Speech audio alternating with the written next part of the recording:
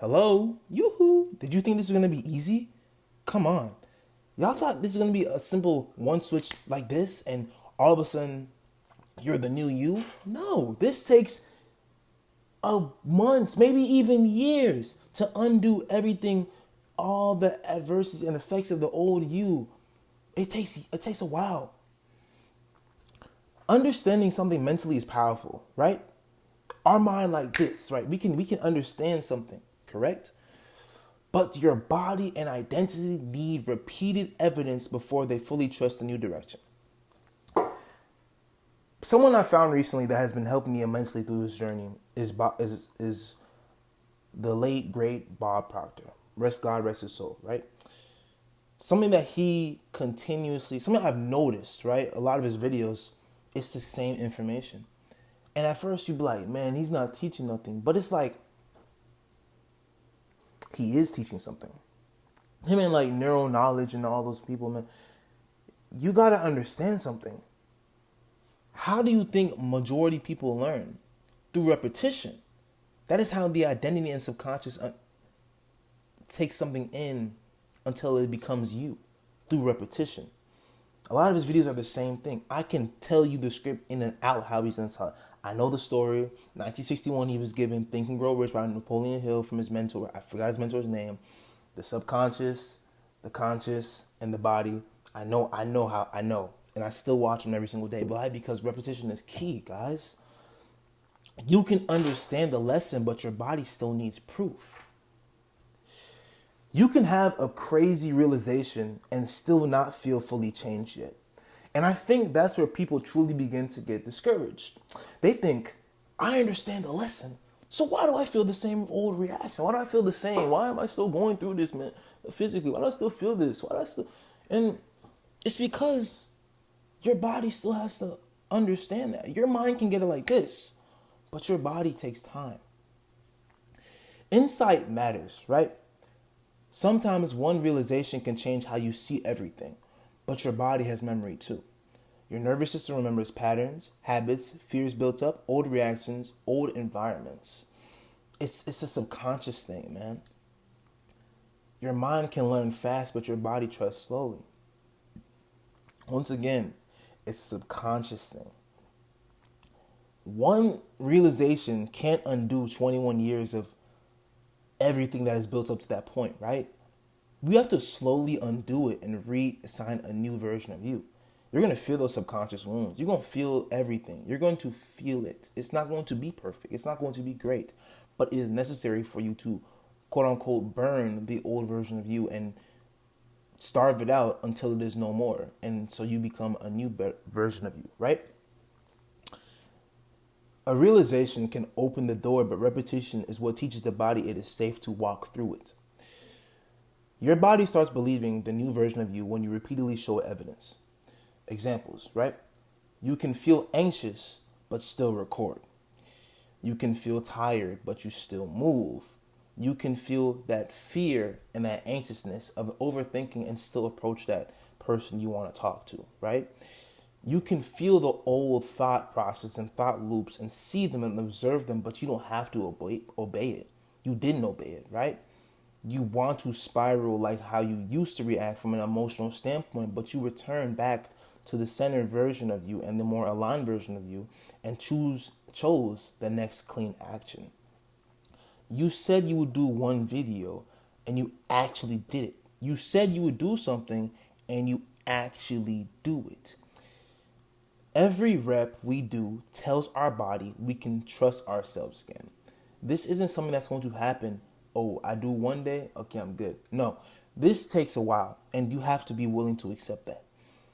Proof is how the body starts relaxing into the new identity. Otherwise, it is never going to fully be conformed to a new identity. You see how people have these identity crises, right? That's why they don't stay firm in who they are and who they want to become and who they say they are.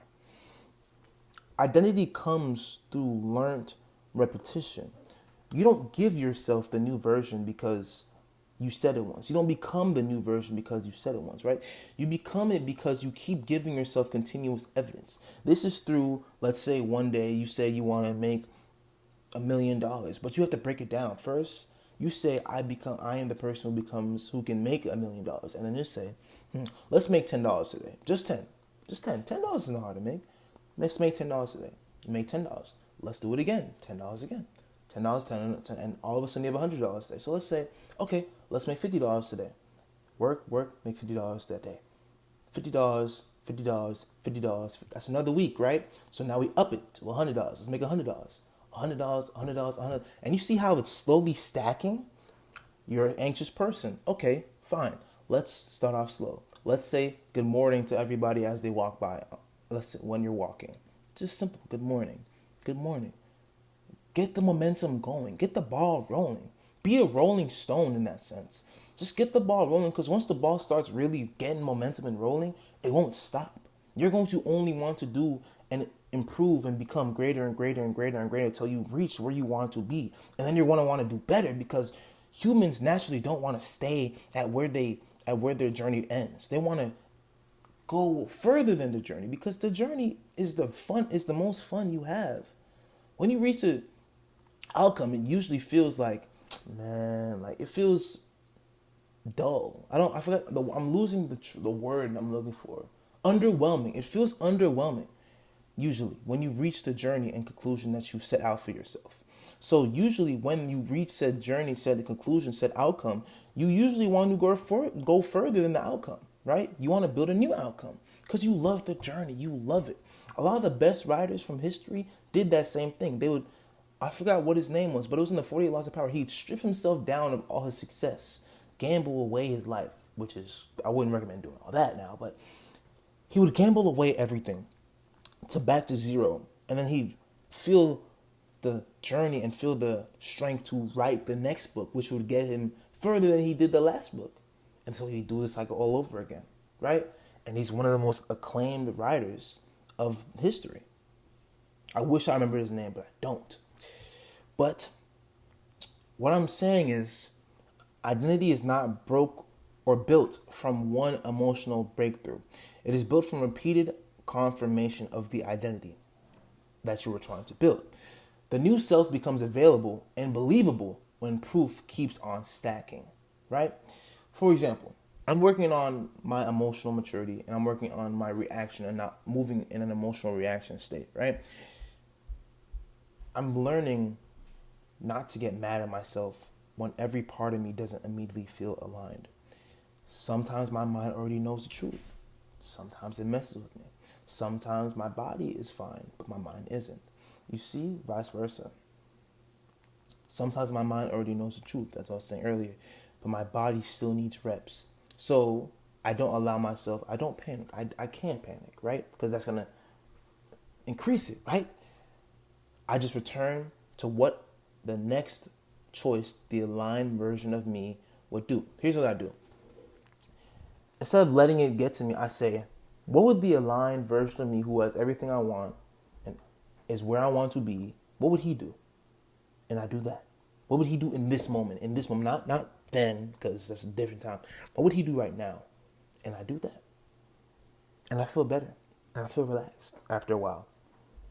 And I just tell my body, I say, it's okay, we're good.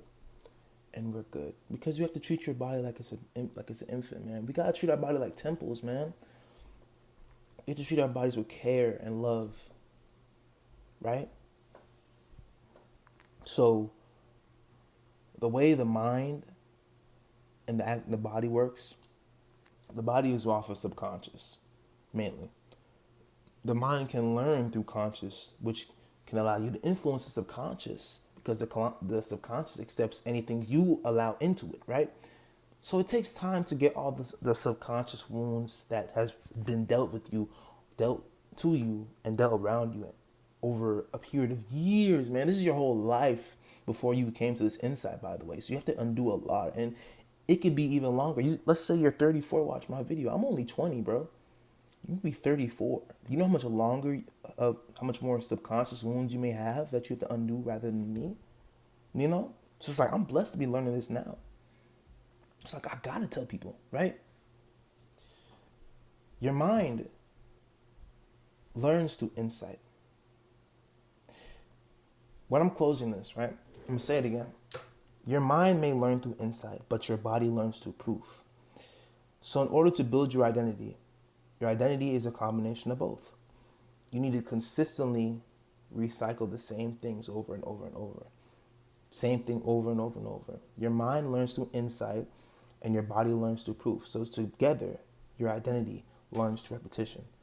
When you do all three of them, in a 6-month period or so, it may feel like eternity, but you're going to thank yourself when you look back on everything you did and the progress you made. Thank you.